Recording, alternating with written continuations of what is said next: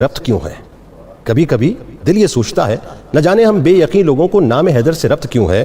حکیم جانے وہ کیسی حکمت سے آشنا تھا، شجی جانے کہ بدر و خیبر کی فتح مندی کا راز کیا تھا، علیم جانے وہ علم کے کون سے سفینوں کا نہ خدا تھا۔ مجھے تو بس صرف یہ خبر ہے وہ میرے مولا کی خوشبوؤں میں رچا بسا تھا، وہ ان کے دامان عاطفت میں پلا بڑا تھا، اور اس کے دن رات میرے آقا کے چشم و ابرو و جنبش لب کے منتظر تھے۔ وہ رات کو دشمنوں کے نرغے میں سو رہا تھا تو ان کی خاطر، جدال میں سر سے پاؤں تک سرخ ہو رہا تھا تو ان کی خاطر۔ سو اس کو محبوب جانتا ہوں، اس کو مقصود جانتا ہوں، سعادتیں اس کے نام سے ہیں، محبتوں کے سبھی گھرانوں کی نسبتیں اسی کے نام سے۔ آغاز کرتے مولا کائنات کی فضائل قرآن کی روشنی میں۔ بسم اللہ الرحمن الرحیم، اللہم صلی علی محمد و آل محمد و بارک وسلم۔ بہت شکریہ جنید اقبال صاحب، آپ نے رمضان المبارک کی ان بابرکت ساعتوں میں جو کلمات فرمائے اور جو میاں شیر داد نے داد دے کر ساتھیوں کے ساتھ اور خود خراج عقیدت پیش کر کے ایک سما باندھا، جزاک اللہ جی، آپ سب کی مہربانی، بہت شکریہ۔ یقین جانیے کہ آج ہم مولا کائنات علی مرتضیٰ رضی اللہ تعالیٰ عنہ کا یوم شہادت منا رہے ہیں۔ بے شک بے شک۔ اور شہادت کے حوالے سے قرآن ہمیں کہتا ہے کہ شہیدوں کو مردہ نہ کہنا۔ شہداء کے حوالے سے قرآن کہتا ہے کہ مردہ کہنا تو کجا، انہیں مردہ تصور بھی نہ کرنا۔ اللہ لا تحسبن الذین قتلوا فی سبیل اللہ امواتا بل احیاء عند ربہم یرزقون۔ اللہ۔ اور مولا کائنات کی یاد میں جب ہم یہاں بیٹھے ہیں تو یہ ان کا یوم شہادت کے حوالے سے شہادت کا تذکرہ ہی نہیں بلکہ یوں ہے کہ وہ ہم میں کرم فرما ہیں۔ اللہ اکبر، اللہ اکبر، سبحان اللہ۔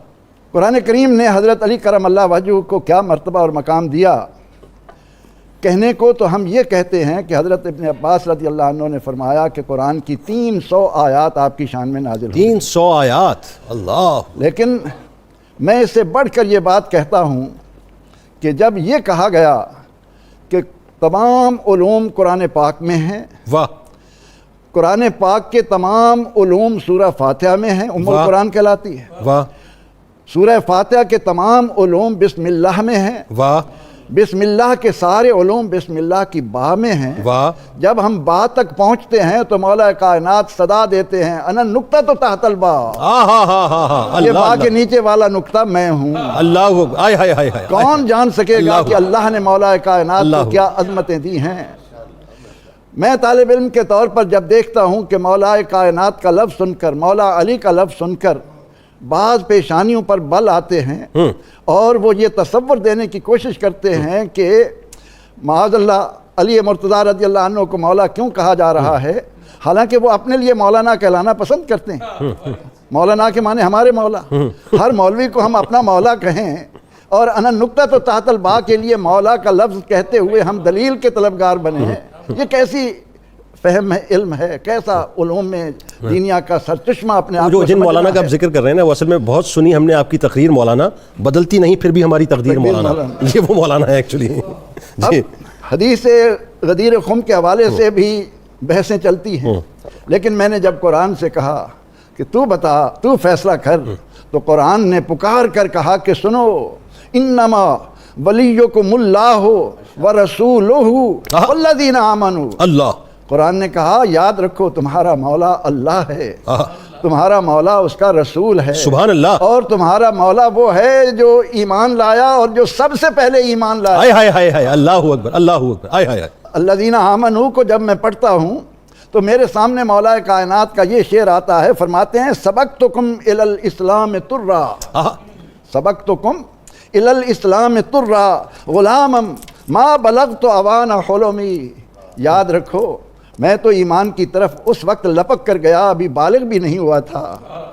جس نے سب سے پہلے ایمان قبول کیا قرآن نے اس کو مومنوں کا مولا قرار دیا۔ اللہ اکبر، اللہ اکبر۔ انما ولیکم اللہ ورسولہ۔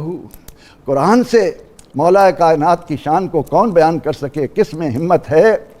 قرآن پاک کی وہ تمام آیات جن میں اللہ رب العزت اپنی راہ میں جہاد کرنے والوں کی تعریف فرماتا ہے، اس کا پہلا مصداق مولا کائنات۔ سبحان اللہ۔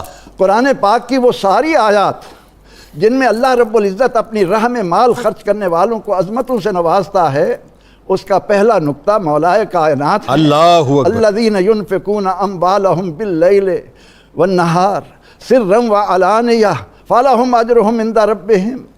اللہ کے نبی علیہ السلام نے اس آیہ کریمہ کے نزول پر مولائے کائنات کو بلایا، کہا علی جبریل آج یہ تمہارا کیا انداز لائے ہیں؟ جبریل کہہ رہے ہیں کہ یا رسول اللہ صلی اللہ علیہ وسلم، ان لوگوں کا اللہ کے ہاں بڑا اجر ہے جو رات میں خرچ کرتے ہیں، جو دن میں خرچ کرتے ہیں، جو چھپا کر خرچ کرتے ہیں، جو علانیہ ظاہر کرتے ہیں۔ علی کو پوچھو تو صحیح، 4 درہم تھے، ایک رات میں خرچ کر دیا، ایک دن میں خرچ کر دیا، ایک چھپا کر دے دیا، ایک ظاہر کر کے دے دیا۔ جب پوچھا گیا، عرض کی یا رسول اللہ یہ 4 صفتیں میرے سمجھ میں آئی تھیں، 4 جہتیں میں جانا تھا، میں نے چاروں پر عمل کر کے میں نے خرچ کیا میرے مولا نے۔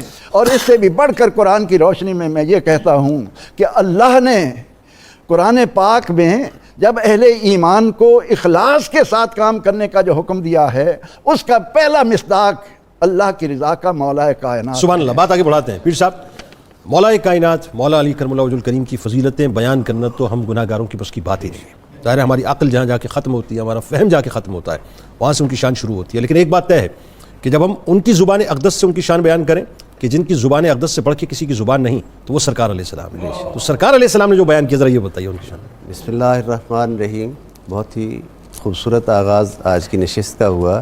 آپ نے بہت خوبصورت، بہت عمدہ انٹرو پیش کیا، جزاک اللہ جی۔ اور فیض صاحب اللہ نے بہت خوبصورت کا آغاز آیات بینات سے کیا، اور شیر میاں داد صاحب تو ہیں ہی رونق محفل، ماشاءاللہ بہت خوبصورت۔ جی ماشاءاللہ۔ سب سے پہلے میں یہ عرض کرنا چاہوں گا کہ آپ کی شان مبارک جو ہے اس کو ہم ایک خاص جہت سے سمجھنے کی کوشش کریں کہ پاکیزگی نصب جو ہے وہ کتنی اعلیٰ اور کس شان کی حامل ہے، پھر اس سے آگے بات انشاءاللہ العزیز گفتگو۔ خود جناب امیر المومنین حضرت مولا علی مرتضیٰ سے ہی مروی یہ روایت ہے، طبرانی کی یہ روایت ہے، اور میں اپنے طالب علموں کے لیے آسان کر دوں کہ دارالسلام نے جو سیرت انسائیکلوپیڈیا شائع کیا ہے اس کی دوسری جلد میں یہ روایت نسب کی شان میں موجود ہے کہ حضور رسالت مآب صلی اللہ علیہ وآلہ وسلم نے فرمایا، اللہ رب العزت نے آدم علیہ السلام سے لے کر میرے باپ جناب عبداللہ تک میرے نسب کی حفاظت کی ہے۔ سرکار کل عالم صلی اللہ علیہ وآلہ وسلم نے فرمایا، کسی جگہ زمانہ جاہلیت کی برائی نے، خرابی نے، بدی نے مجھے چھوا تک نہیں، میں پاکیزہ اسلاب سے پاکیزہ ارحام کی طرف منتقل ہوا، اور نکاح کے ذریعہ سے ایک پشت سے دوسری پشت میں منتقل ہوا۔ یہ حفاظت جو پروردگار عالم نے کی ہے، اس حفاظت میں سمجھنے کے لیے ہمارے پاس ایک بہت ہی خوبصورت جہت ہے، بہت خوبصورت سمت ہے، جس سے ہم مولا علی مرتضیٰ کی شان کو سمجھ سکتے ہیں کہ نسب تو سرکار کا بھی وہی ہے اور مولا علی مرتضیٰ کا بھی وہی ہے۔ یعنی اللہ نے اگر حضور کے نسب کی حفاظت کی ہے تو گویا حضور علیہ السلام کی بدولت حضرت امیر المومنین مولا علی مرتضیٰ کا نسب بھی اسی طرح حفاظت پروردگار میں ہے اور اسی طرح پاکیزہ ہے۔ یہی وجہ ہے کہ آقا صلی اللہ علیہ وآلہ وسلم ہر مرحلہ پر آپ کی شان کو واضح انداز میں بیان کرتے ہیں۔ ابھی آپ نے اپنے انٹرو میں وہ مشہور حدیث جو ہے اس کا ذکر کیا، انا مدینۃ العلم وعلی بابھا، کہ میں علوم کا شہر ہوں اور علی اس کا دروازہ ہے۔ اس کو اگر ہم سمجھنے کی کوشش کریں تو عظمت انسانی کا سارا شرف جو ہے وہ تو علم میں ہی ہے۔ حضرت آدم علیہ نبینا علیہ السلام کو جو ملائک سے تعظیم کروائی گئی وہ ساری کی ساری علم کی وجہ سے ہی کروائی گئی نا۔ فرشتوں کو وہ علم معرفت کا وہ علم نہ تھا جس کی وجہ سے اللہ نے آدم علیہ السلام کے خمیر میں وہ معرفت رکھ دی۔ حضرت شاہ عبدالعزیز محدث دہلوی رحمۃ اللہ علیہ نے تفسیر عزیزی میں اس نقطہ کو بیان کیا کہ وہ جو فرشتوں سے پوچھا گیا انہوں نے عرض کیا، سبحانک لا علم لنا الا ما علمتنا انک انت العلیم الحکیم، تیری ذات پاک ہے، ہم کچھ نہیں جانتے سوائے اس کے کہ جتنا علم تو نے ہمیں عطا فرمایا ہے، بے شک تو غالب حکمت والا ہے۔ اور جب حضرت آدم علیہ السلام کے چونکہ معرفت میں وہ خمیر جو تھی وہ ان کے خمیر میں معرفت رکھ دی گئی تھی، آدم علیہ السلام سے جب پوچھا گیا تو انہوں نے وہ سبق معرفت اسماء پروردگار کا وہ سبق جو ہے وہ انہوں نے فوراً سنایا۔ اللہ نے کہا دیکھو میرا آدم تم سے زیادہ جانتا ہے، چونکہ حضرت آدم علیہ السلام کے سر پر شرف اور فضیلت کی دستار سجانی تھی، اس لیے ملائک کو آپ کے سامنے عاجز کیا گیا اور آپ کو وہ شرف عطا کیا گیا۔ یہاں سے اس قرآنی تصور سے ہمیں یہ بات سمجھنے میں بڑی مدد ملتی ہے کہ اللہ کے ہاں جو شرف کا سبب ہے اور جو سب سے بڑی شرف کی دلیل ہے، اللہ جسے سب سے زیادہ فضل سے نوازتا ہے اسے علم سے نواز دیتا ہے۔ اور پروفیسر صاحب نے بہت خوبصورت جملہ کہا کہ مولانا اب یہ محدود علم رکھنے کی وجہ سے جو ہم سے زیادہ جانتا ہے دین کا علم، ہم اسے مولانا کہہ دیتے ہیں کہ ہمارے مولا یعنی ہم سے بہتر علم رکھنے والے۔ نہ تقوی کی گواہی دی جا سکتی ہے، نہ پرہیزگاری کی گواہی دی جا سکتی ہے۔ میں قربان جاؤں جسے زبان نبوت اور رسالت یہ کہے کہ ہر مومن کا ولی، ہر مومن کا مولا، ہر مومن کا مولا جو ہے وہ علی ہے۔ من کنت مولا فاز علی مولا۔ اس عظمت کو کیسے خراج عقیدت پیش کیا جائے اور ہماری زبانیں کیسے ان کی شان کو بیان کریں۔ حضرت پیر نصیر الدین گیلانی علیہ رحمت نے بہت خوبصورت خراج عقیدت پیش کیا، عرض کرتے ہیں کیوں عقیدت سے نہ میرا دل پکارے یا علی، واہ، کیوں عقیدت سے نہ میرا دل پکارے یا علی، جس کے ہیں مولا محمد اس کے ہیں مولا علی۔ اللہ سبحان اللہ، جس کے ہیں مولا محمد اس کے ہیں مولا علی۔ اور جو دوسری حدیث آپ نے اپنے انٹرو میں بیان کی کہ ان کے چہرے کی دیکھنا عبادت ہے، زیارت کرنا، نظر چہرے پر ڈالنا عبادت ہے، اس کو اسی منقبت کے مقطع میں، یہ مطلع تھا جو میں نے پڑھا، مقطع پیش کر رہا ہوں۔ مقطع میں کیا خوبصورت بات کہہ گئے، جن کے چہرے پر نظر کرنا عبادت ہے نصیر، جن کے چہرے پر نظر کرنا عبادت ہے نصیر، وہ حدیث مصطفیٰ کی روح سے ہیں مولا علی۔ یعنی وہ پیر صاحب یہاں ایک ذکر میں عموماً جب یہ حدیث پاک ذکر ہوتی ہے تو میں چاہتا ہوں کہ یہ محبتوں کی فضا مزید مضبوط کی جائے۔ یہ حدیث پاک بتائی کس نے، پوچھی کس نے، یہ بھی بتائیے، یہ کیسی کمال بات ہے۔ یہ جو چہرے پر نظر کرنے والی جو حدیث مبارک ہے، یہ ام المومنین حضرت عائشہ صدیقہ رضی اللہ تعالیٰ عنہ روایت کرتی ہیں کہ وہ اکثر اپنے عظیم والد بزرگوار خلیفہ مقبول حضرت ابوبکر صدیق رضی اللہ تعالیٰ عنہ کو دیکھتی تھی کہ آپ حضور کی مجلس میں بیٹھ کر چہرہ مولا علی مرتضیٰ کرتے تھے۔ انہوں نے ایک دن عرض کیا، بابا جان میں آپ کو ایسا محسوس کرتی ہوں کہ حضور کی مجلس میں بیٹھ کر دیکھتے مولا علی کو ہیں۔ تو آپ نے فرمایا، اے بیٹی عائشہ، یہ بھی میں اپنے آقا کا حکم ہے جو پورا کرتا ہوں۔ پھر آپ نے حضور کا یہ فرمان سنایا، نظر الی وجہ علی عبادت، علی کے میرے آقا نے فرمایا علی کے چہرے کو دیکھنا عبادت ہے۔ تو کہا میں تو اس لیے دیکھتا ہوں کہ میرے محبوب یہ پسند کرتے ہیں کہ ان کے چہرے کو دیکھا جائے، یہ عبادت ہے۔ اب یہاں ایک بہت ہی اہم بات، اور میں اپنے دل کی آواز اور اپنی عقیدت پیش کرنا دل سے سننا چاہیں گے، بتائیے۔ میں پیش کرنا چاہتا ہوں اپنے آج کے دوستوں کے حوالہ سے کہ وہ تو خوش نصیب ہستیاں تھیں جنہیں چہرہ زیبائے رسول بھی میسر تھا، مولا علی مرتضیٰ کی بھی زیارت تھی۔ ہم آج 1400 سال بعد آنے والے، ہم کیا کریں؟ تو میں نے جب اس حوالے سے کتب احادیث کی زیارت کی اور بارگاہ میں فریاد کی کہ ہم کیا کریں، تو مجھے یہ ارشاد مبارک نصیب ہوا اور میری نظر میں آیا اور مجھے نوازا گیا، خیرات عطا کی گئی۔ حضور نے فرمایا الذکر علی عبادت، علی کا ذکر کرنا بھی عبادت ہے۔ گویا جسے چہرہ میسر ہے وہ چہرے کی زیارت کرے، جسے چہرہ زیبا میسر نہیں وہ ذکر علی کرے، یہ بھی عبادت ہے۔ بات آگے بڑھاتے ہیں۔ ڈاکٹر صاحب بہت خوبصورت منزل پہ پہنچ گئے اور اب اس منزل پہ مزید ہمیں جو ہے نا 4 چاند لگوا دیجئے اس وقت ہماری کیفیات کو، ہمارے جذبات کو، ہمارے احساسات کو، اور جو ایک خوشبوؤں کا جو سلسلہ چل رہا ہے تذکارہ پاک کا، کہ مولا کائنات سے سرکار مدینہ صلی اللہ علیہ وآلہ وسلم کی جو محبت تھی ذرا بیان کیجیے۔ بسم اللہ الرحمن الرحیم۔ ذرا بات کو میں تصوف کے اعتبار سے بھی لے جاؤں گا۔ صوفیاء کے نزدیک اللہ تعالیٰ نے محبت کے کچھ معیارات بنائے ہیں۔ ایک محبت کا تو پہلا معیار ہے وہ چنیدگی و انتخاب۔ بھئی علم الہی میں حضرت علی رضی اللہ تعالیٰ عنہ کے انتخاب اور چنیدگی کا رنگ کیا تھا؟ اس چنیدگی اور انتخاب کی وجہ سے آپ محبت کے حقدار قرار پائے۔ دوسرا دیکھا جاتا ہے کہ وہ پیکر جسمانی و روحانی جو اللہ تعالیٰ کی اور نبی کی صفات کو جذب کرنے کی کتنی صلاحیت رکھتا ہے۔ دیکھنے میں وہ لگتا تو الگ انسان ہے، لیکن وہ رسول اور اللہ کی محبت میں اتنا فنا ہوتا ہے کہ اس کو جب بھی آپ دیکھیں گے تو دیکھنے میں علی نظر آئیں گے، لیکن اگلا رنگ نظر آئے گا مصطفیٰ کا، اس سے اگلا رنگ نظر آئے گا خدا کا۔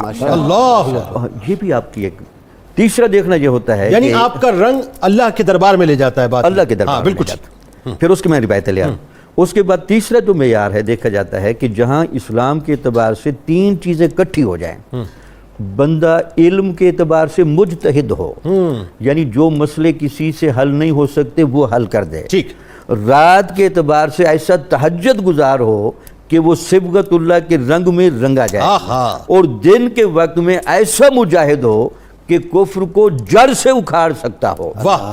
یہ تینوں فضیلتیں حضرت علی رضی اللہ تعالی عنہ کو ملیں۔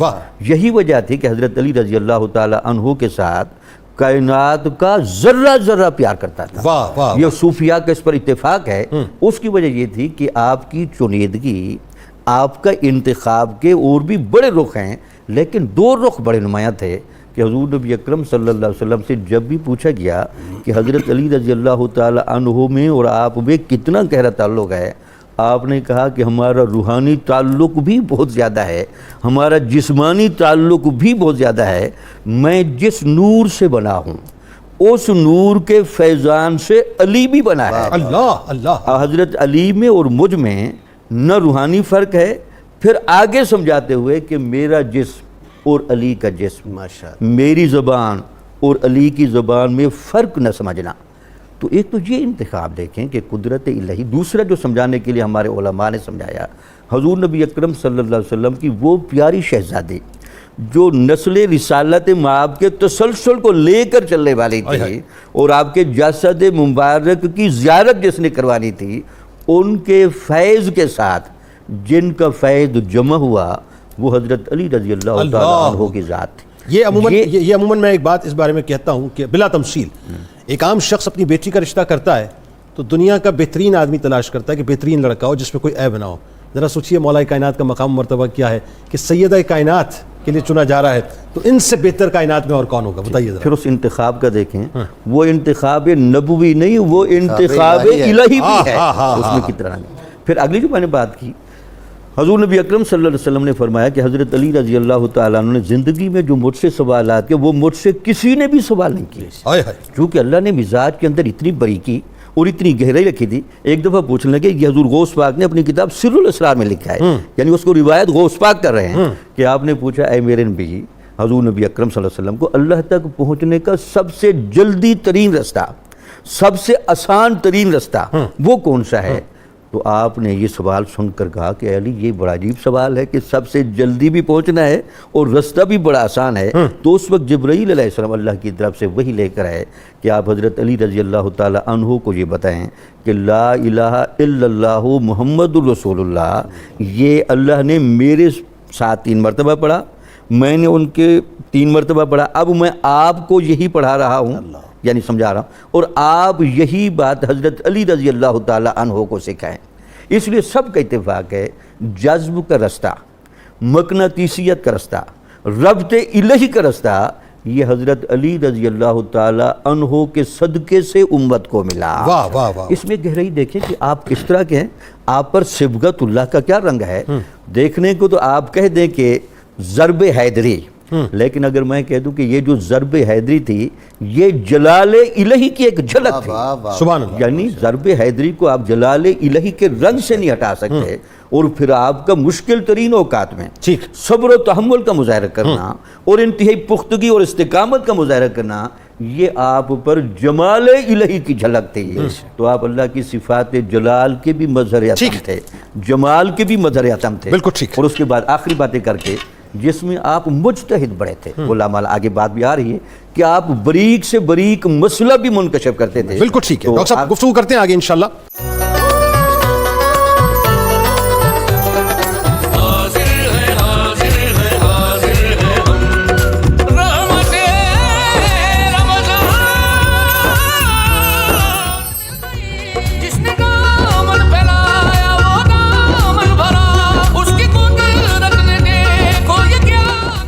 ایک بار پھر ناظرین میں آپ کو خوش آمدید کہتا ہوں، اور یہ جو تذکرہ پاک ہے مولا کائنات کا، یہ بڑا حسین اور بڑا خوبصورت تذکرہ پاک ہے ناظرین۔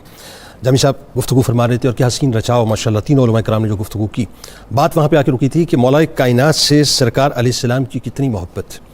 اب میں کیا بیان کروں ناظرین کہ مواخات کا موقع ہے، 45 انصار صحابی ہیں، 45 مہاجر صحابی ہیں، اور ایک دوسرے کی جو ہے مواخات طے ہو رہی ہے، ایک دوسرے کا بھائی بنایا جا رہا ہے، मौला कायनात मौला अली करमुल्लाह वजहुल करीम मौजूद हैं। आंखों से ज़ारों कतार आंसू बहना शुरू हुए और मफ़हूम ये मिलता है कि सरकार अलैहिस्सलाम ने पूछा कि अली रोते क्यों? अर्ज़ किया रसूलुल्लाह सल्लल्लाहु अलैहि वसल्लम, आपने सबको एक दूसरे का भाई बनाया लेकिन मुझे किसी का भाई नहीं बनाया।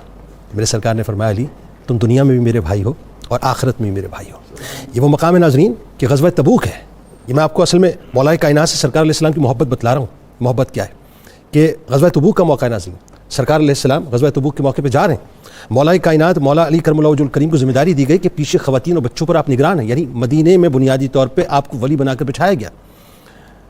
जब मौला कायनात को पता चला नाज़रीन तो फिर आप ज़ारो कतार रोने लगे, क्योंकि आप एक पल भी सरकार अलैहिस्सलाम से जुदा नहीं होना चाहते थे, एक पल भी नहीं। यानी कोई पल ऐसा नहीं होता था कि आप सरकार अलैहिस्सलाम से जुदा हुए, आप तो हर वक्त बस सरकार अलैहिस्सलाम के साथ ही रहा करते थे, चाहे जिस्मानी तौर पे चाहे रूहानी तौर पे। तो मौला कायनात से सरकार की मोहब्बत देखिए नाज़रीन कि वहाँ सरकार मदीना सल्लल्लाहु अलैहि वसल्लम उनके बहते हुए आंसू देखते हैं और यहाँ ज़ुबान अक़दस से जुमले अदा होते हैं कि अली तुम्हारी मिसाल मूसा अलैहिस्सलाम के हारून अलैहिस्सलाम जैसी है, तुम मेरे लिए हारून अलैहिस्सलाम जैसे हो, लेकिन मेरे बाद कोई नबी नहीं होगा। यानी अल्लाह ताला ने आपको ज़ुबान मुस्तफ़ा सल्लल्लाहु अलैहि वसल्लम से वो मकाम और मर्तबा अता किया। नाज़रीन कराम, मौला कायनात से सरकार अलैहिस्सलाम ने इतनी मोहब्बत फरमाई कि सहाबा को आप तलकीन फरमाया करते थे कि अपने फ़ैसले अली से करवाया करो। ये कोई और नहीं कह रहा नाज़रीन, वो कह रहे हैं जो फ़ैसले आज़म हैं, कायनात के सबसे बड़े फैसले हैं, वो फरमा रहे हैं कि अपने फैसले किसी और से ना कराओ बल्कि हज़रत अली करमुल्लाह वजहुल करीम से करवाया करो। तो अब इस सिलसिले को ज़रा यूँ भी समझते हैं प्रोफेसर साहब, ज़रा ये भी बताइए कि मौला कायनात की सरकार अलैहिस्सलाम से कितनी मोहब्बत थी, ज़रा ये भी बताइए। अल्लाह रब्बुल इज़्ज़त ने कुरान करीम में जो मेयार कायम फरमाए हैं उनको सामने रख कर अगर हम मौला अली करमल्लाहु वजहू की रसूलुल्लाह से मोहब्बत को देखेंगे तो बहुत ईमान को हलावत नसीब होगी। कुरान हुजूर अलैहिस्सलाम के लिए फरमाता है कि बिल मोमिनीन रऊफ़ुर रहीम, हाय हाय हाय हाय, कि आप सल्लल्लाहु अलैहि वसल्लम मोमिनों के लिए रऊफ़ हैं, रहीम हैं। आहा आहा, और मोमिनों में पहला नंबर अली मुर्तज़ा का है। अल्लाहु अकबर। फिर कुरान हमें कहता है कि अल्लाह व रसूलुहु अहक्कु अन युरदूहु इन कानू मोमिनीन, मोमिन कहलाने वाले अगर मोमिन बनना चाहते हैं तो वो अपनी ज़िंदगियां अल्लाह और उसके रसूल को राज़ी करने के लिए वक्फ़ कर दें।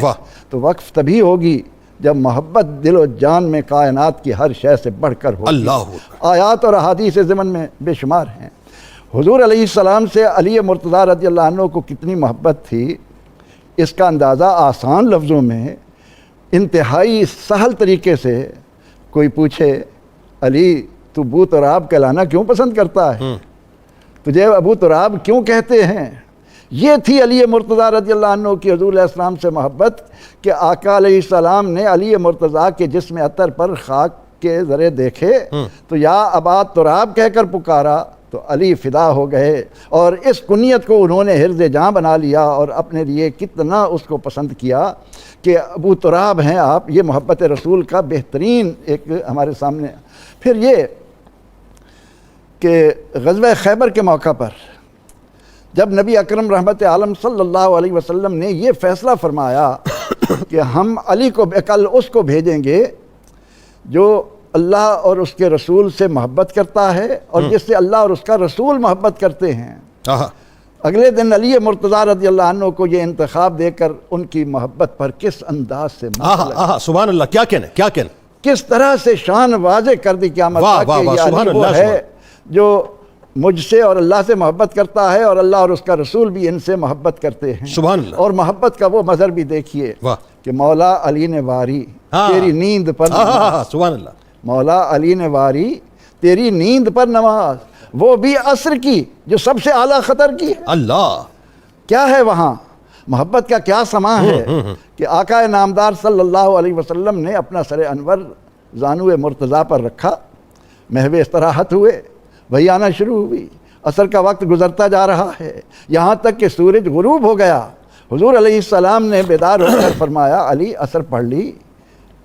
या रसूल अल्लाह सल्लल्लाहु अलैहि वसल्लम, मैं असर कैसे पढ़ता, अल्लाह अल्लाह अल्लाह अल्लाह, आपकी मोहब्बत को दिल से कैसे दूर करता। हाय हाय हाय, आप मेरे जानों पर रौनक फरोज हूँ और मैं आपको हिलाकर बेचैन करूँ और नमाज पढ़ूँ, मेरी नमाज तो आपका चेहरा देखना है। इस मोहब्बत का सिला अल्लाह ने ये दिया कि महबूब के कहने पर सूरज को वापस कर दिया। आहा आहा, सुभान अल्लाह, सुभान, क्या कहने, सूरज वापस आ गया, डूबा हुआ सूरज लौट आया।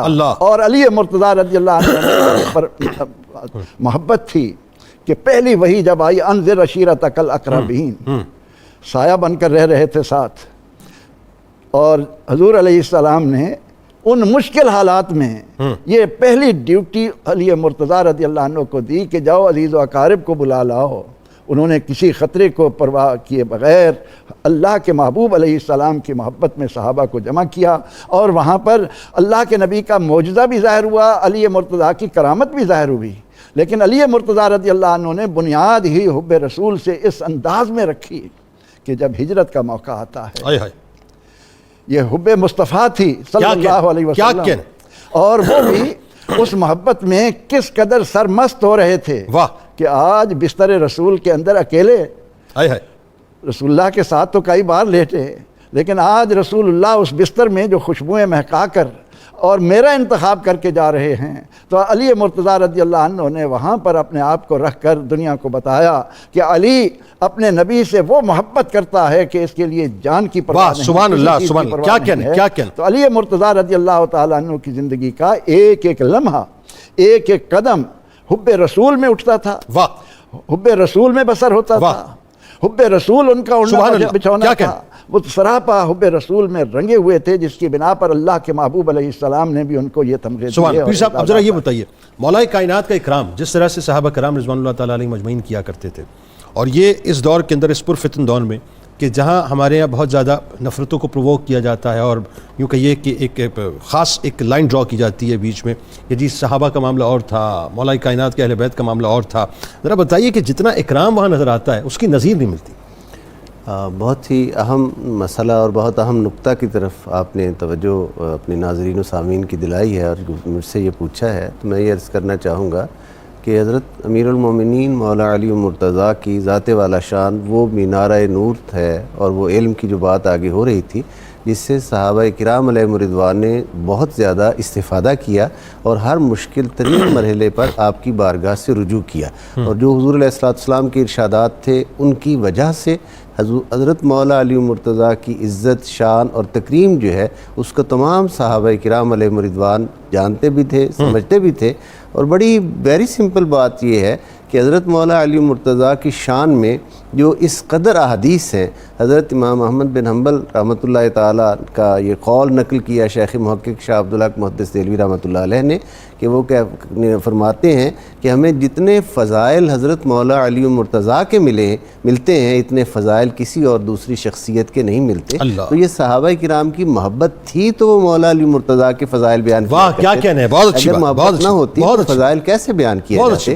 ایک بات جس کی طرف آپ نے انٹرو میں ایک اشارہ دیا تھا، میں ذرا اسے تھوڑا وضاحت سے عرض کرتا ہوں کہ حضرت عمر فاروق رضی اللہ تعالیٰ کا دور خلافت ہے، آپ ایک مسئلہ ہے، وہ لمبی ہو جائے گی بات، اشارہ ہے ایک دے رہا ہوں، آپ ایک مسئلہ فرماتے ہیں کہ اس طریقے سے ہوگا، حضرت مولا علی مرتضیٰ نے قرآن حکیم کی آیت پڑھ کر رہنمائی کی کہ ایسے نہیں ایسے ہوگا، تو آپ نے اس وقت وہ قیمتی ارشاد فرمایا جو پوری امت کے لیے رہنما اصول ہے، فرمایا لولا علی لہلک عمر، اگر آج علی نہ ہوتے تو عمر ہلاک ہو جاتا، کہ وہ فہم قرآن جو مولا علی کو حاصل ہے اس سے ہم رہنمائی حاصل کرتے ہیں۔ وہ یہ اسی طرح حضرت مظلوم مدینہ حضرت عثمان غنی رضی اللہ تعالیٰ عنہ کا جب وہ منافقین کی کثرت کی وجہ سے شر پسند لوگوں نے محاصرہ کیا، تو علامہ ابو الحسن ندوی المرتضیٰ میں البدایہ والنہایہ کے حوالہ سے اس روایت کو لے کر آئے ہیں کہ انہوں نے جب محاصرے نے طول پکڑا تو پانی کی کمی جو تھی وہ ہوئی، پانی پینے کے لیے دستیاب نہ تھا، پہنچنے نہیں دیا جا رہا تھا،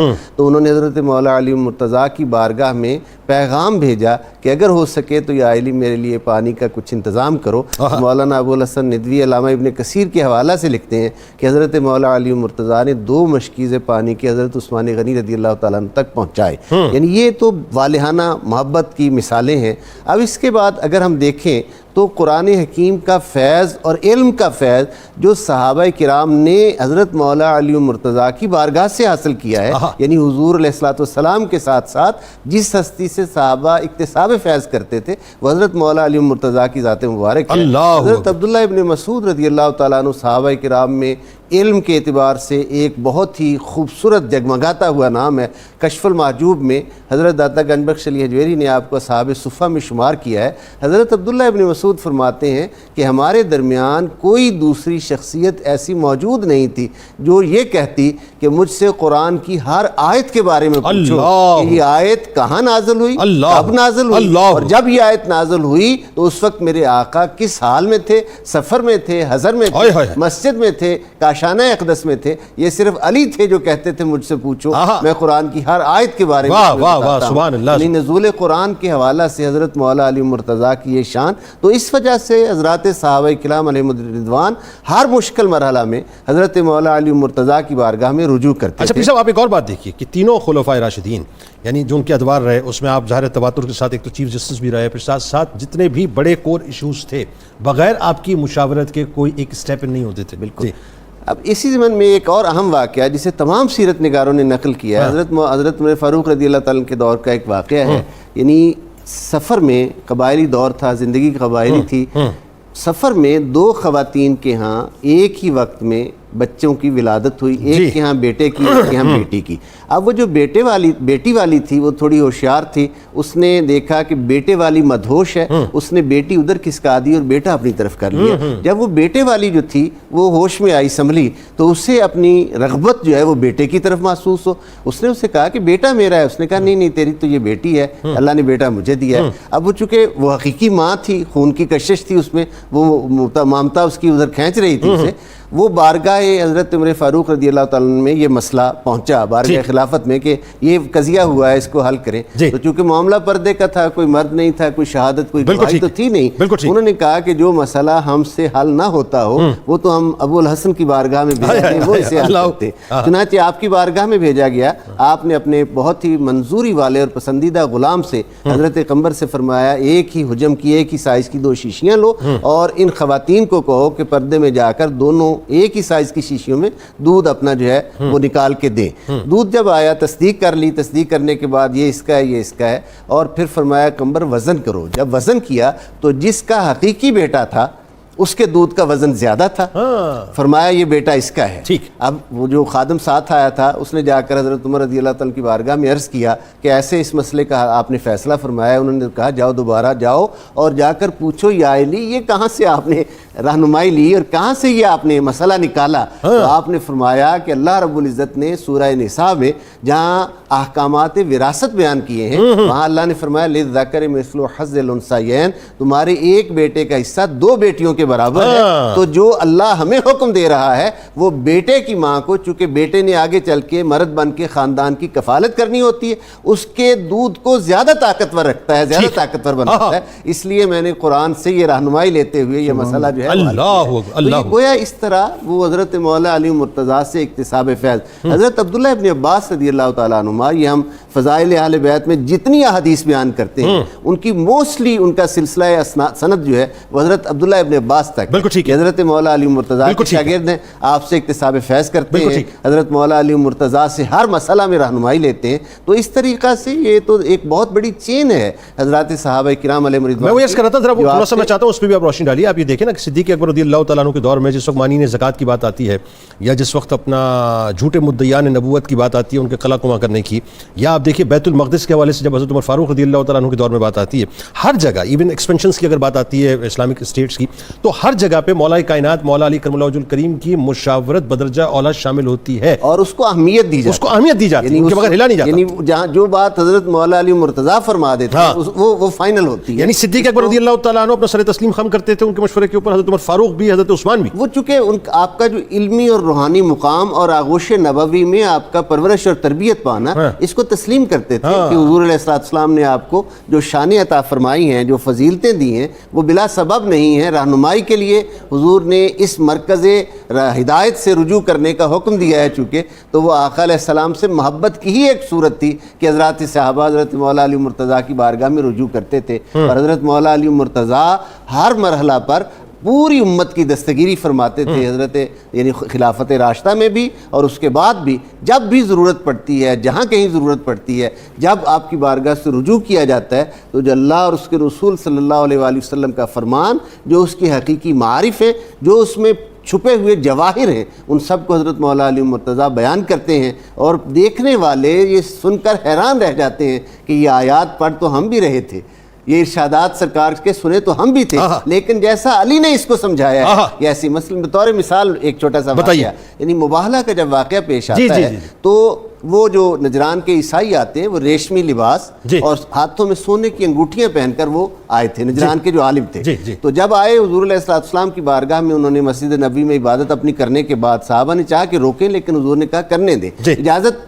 دی جائے، اور اس کے بعد جب وہ حضور سے انہوں نے مخاطب ہوئے، بات کرنا چاہیے تو سرکار نے رخ انور ادھر نہیں کیا، توجہ نہیں کی، انہوں نے کہا ہم نے تو اخلاق کے بڑے چرچے سنے تھے، یہ کیا ہوا؟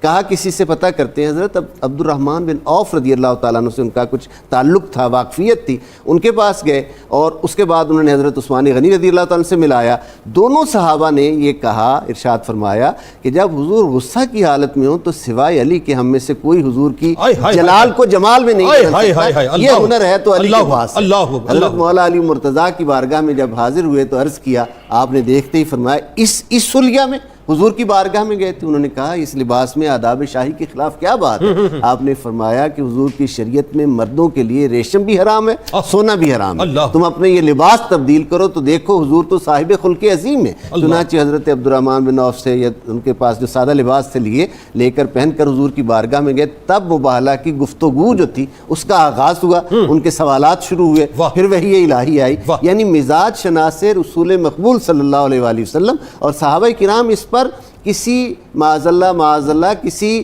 یعنی جو ایک حسد کا اظہار نہیں کرتے بلکہ رشک کرتے ہیں کہ علی ہمارے درمیان ہے اور ہر مشکل مسئلہ کا حل ہے۔ صحابہ کرام، وہ آپ والی بات آگے کتنا اچھا جملہ آپ نے یاد دلا دیا کہ صحابہ کرام رضوان اللہ تعالیٰ علیہم اجمعین اس بات کی دعا کرتے تھے کہ خدا نہ خواستہ کوئی ایسا پیچیدہ مسئلہ نہ آئے کہ جس کی موجودگی میں علی موجود نہ ہو علیہ السلام، یعنی علی موجود ہو اور پیچیدہ مسئلہ ہو تو ہمارے لیے پیچیدہ مسئلہ نہیں ہے۔ ڈاکٹر صاحب ذرا بتائیے اب کہ مولا کائنات مولا علی کرم اللہ وجہ الکریم کو اللہ تعالیٰ نے جو علمی مقام اور مرتبہ عطا کیا وہ ایسا بلند کہ صاحب کیا 10 حکمتوں کے 9 حصے آپ کو عطا کر دیے اور ایک حصہ پوری کائنات میں تقسیم ہوا۔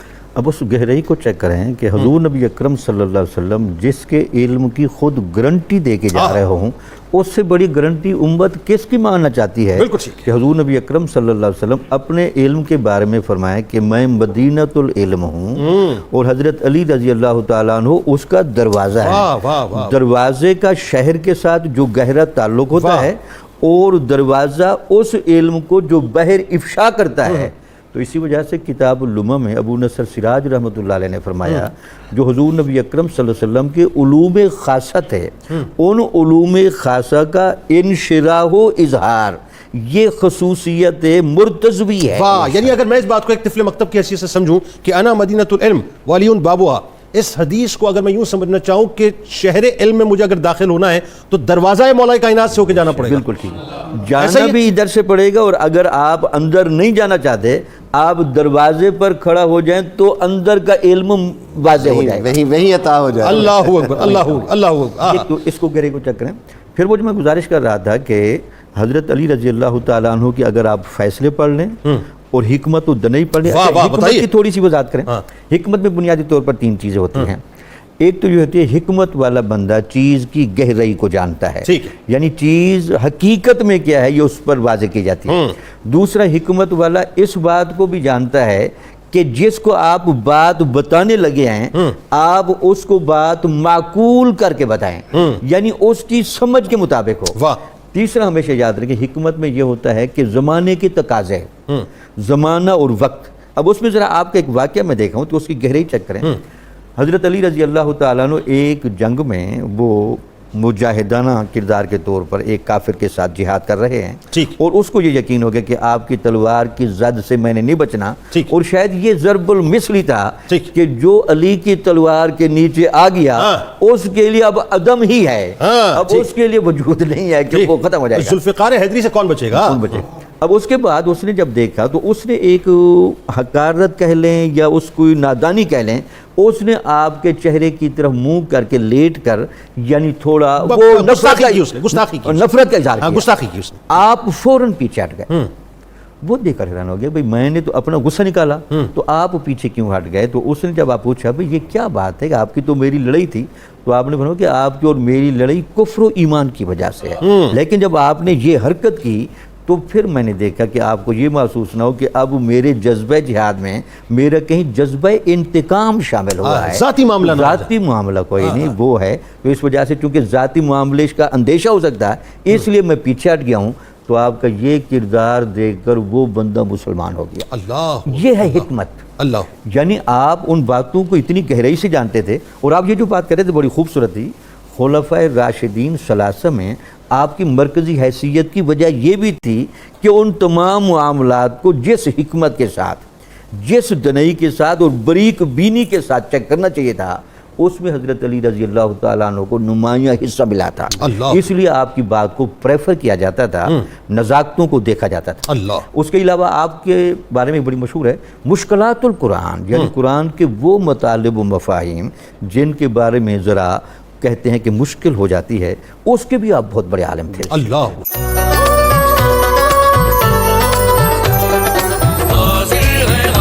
اللہ علیہ وسلم نے علی کا دیا ہو، ان کی علو ہمتی، ان کی شجاعت، ان کی جرأت، ان کی بہادری، ان کی بصالت، اس کی طرف کس کی نظر جا سکتی ہے؟ اللہ اکبر۔ حضور نبی اکرم رحمت عالم صلی اللہ علیہ وسلم نے علی مرتضیٰ رضی اللہ عنہ کا خمیر اپنے لعاب سے کھڑا کیا اور پھر یہ فرمایا کہ دموں کا دمی، لحموں کا لحمی، جسموں کا جسمی۔ اللہ، علی تیرا جسم میرا جسم، اللہ، تیرا گوشت میرا گوشت، اللہ، تیرا خون میرا خون۔ اللہ، تو جن رگوں میں خون مصطفیٰ دوڑے صلی اللہ علیہ وسلم، ان کی شجاعت کو، ان کی بہادری کو کون پا سکتا ہے؟ اسی لیے ہم دیکھتے ہیں کہ ہر اس مرحلے پر کہ جب بھی ضرورت پیش آتی ہے، پیغمبر رحمت صلی اللہ علیہ وسلم اپنے غلاموں میں سے جن کا انتخاب فرماتے ہیں وہ مولا کائنات ہوتے ہیں۔ اللہ، آپ اگر خانہ کعبہ میں مشرکین کے نرغے میں نماز پڑھ رہے ہیں تو ساتھ علی مرتضیٰ کھڑے ہیں۔ اللہ، اگر شیب ابی طالب کی مشکل گھاٹیاں ہیں تو وہاں علی مرتضیٰ رضی اللہ عنہ ساتھ۔ اللہ، اور ہجرت کے وقت بستر پر اپنی جان کا نذرانہ جرأت کے ساتھ پیش کرنے والے علی مرتضیٰ ہیں۔ تو مولا کائنات۔ اور ہجرت کے بعد ہم نے دیکھا کہ غزوہ بدر میں 70 کے قریب کفار و مشرکین گھائل ہوئے، تو ان میں آدھی تعداد علی مرتضیٰ رضی اللہ عنہ کی تلوار سے گری۔ 35 کفار کو مولا کائنات نے واصل جہنم کیا۔ 40 سے بھی زیادہ کا ذکر اللہ ہے۔ اکبر، اللہ اکبر۔ اور غزوہ خندق کے موقع غزوہ احد پہ سر، غزوہ اس میں احد جبرائیل امین آ گئے تھے۔ جبرائیل امین علیہ السلام آئے، وہاں بھی بہادری کی بڑی شاندار مثالیں ہیں، جس طرح ڈھال بنے اور جس جرأت سے آپ نے کام لیا۔ غزوہ خندق میں 200 پہلوانوں کے برابر ابن عبد ود، عبد ود، وہ جب خندق پھلانگ لیتا ہے تو مشرکین خوش ہوتے ہیں کہ اب خیر نہیں، لیکن نبی اکرم رحمت عالم صلی اللہ علیہ وسلم علی مرتضیٰ کرم اللہ وجہ کو حکم دیتے ہیں اور آپ آ کر چشم زدن میں اس 200 پہلوانوں کے برابر پہلوان کو ناک چنے چبا دیتے ہیں، جہنم واصل کر دیتے ہیں۔ اسی طرح رسول اکرم رحمت عالم صلی اللہ علیہ وسلم نے غزوہ خیبر کے موقع پر بڑا مشہور واقعہ ہے، لیکن اس کے علاوہ بھی ہم دیکھتے ہیں کہ آپ صلی اللہ علیہ وسلم نے جس مشکل کام پر علی مرتضیٰ رضی اللہ عنہ کو بھیجا، وہاں جا کر جس قدر بھی پیچیدگیاں آئیں، علی مرتضیٰ رضی اللہ عنہ ڈٹ گئے کہ تمہیں معلوم نہیں مجھے بھیجنے والا کون ہے، مجھے یہ ذمہ داری کس نے دی ہے۔ اگر حبشی مشکیزوں والا پس و پیش کرتا ہے تو آپ فرماتے ہیں میرے آقا کا حکم ہے، جانا ہوگا، اور وہ ان کو لے کر آ جاتے ہیں۔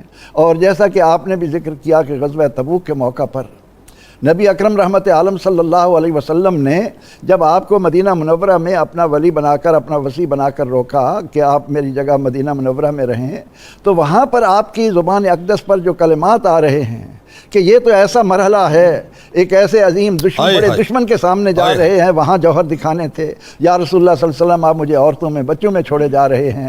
تو سیدنا علی مرتضیٰ کرم اللہ وجہ کو وہاں سے اعزاز بھی ملتا ہے۔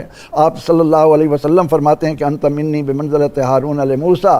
تو شجاعت اور بہادری کے یہ تمام مراحل علی مرتضیٰ رضی اللہ عنہ، پھر صدیق اکبر رضی اللہ عنہ کے دور میں، عمر رضی اللہ عنہ کے دور میں، اور عمر رضی اللہ عنہ کے دور میں ایک اہم بات عرض کرتا چلوں کہ فاروق اعظم رضی اللہ عنہ کی خدمت میں ایک شخص آتا ہے اپنا فیصلہ لے کر، اپنے لیے ایک مقدمہ لے کر، تو آپ علی مرتضیٰ رضی اللہ عنہ قریب بیٹھے ہوئے تھے، فرمایا کہ ان کے پاس چلا جا، ان سے اپنا فیصلہ کروا۔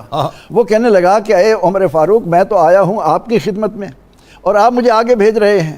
تو اس موقع پر فاروق اعظم رضی اللہ عنہ کے وہ شاندار الفاظ مومنوں کے ایمان کو دوبالا کرتے رہیں گے، فرمایا تجھے معلوم نہیں جن کے پاس تجھے میں نے بھیجا ہے وہ میرے بھی مولا ہیں، تیرے بھی مولا ہیں۔ ہائے ہائے ہائے ہائے، سبحان اللہ۔ بات آگے بڑھاتے ہیں پیر صاحب۔ شجاعت و بہادری کے بعد اب اللہ تعالیٰ نے جو آپ کو ایک اور وصف عطا کیا زہد و تقوی کا، سخاوت کا، وہ سیلف ایک مثال، ایک نظیر بتائیے ذرا۔ حضرت امیر المومنین مولا علی مرتضیٰ کا زہد کے حوالہ سے ایک بہت ہی خوبصورت ارشاد ہے، بہت ہی عام فہم، بہت سادہ۔ آپ فرماتے ہیں زہد کا مطلب یہ نہیں کہ بندہ دنیا سے نکل جائے، دنیا سے الگ ہو جائے، بلکہ پیغمبرانہ زہد یہ ہے جس کا فیض آ رہا ہے، تعلیم ہے مجھ تک پہنچی ہے، وہ یہ ہے کہ دنیا بندہ مومن کے دل سے نکل جائے۔ ہائے ہائے ہائے ہائے، یعنی بندہ مومن کے دل سے دنیا کی، مال دنیا کی محبت جو ہے وہ نکل جائے۔ اللہ۔ زہد اور سخاوت دونوں موضوعات کو آپ نے جمع کیا، اور اشارہ آپ کا یہ ہے کہ وقت تھوڑا ہے، دونوں موضوعات بہت جامعیت کے۔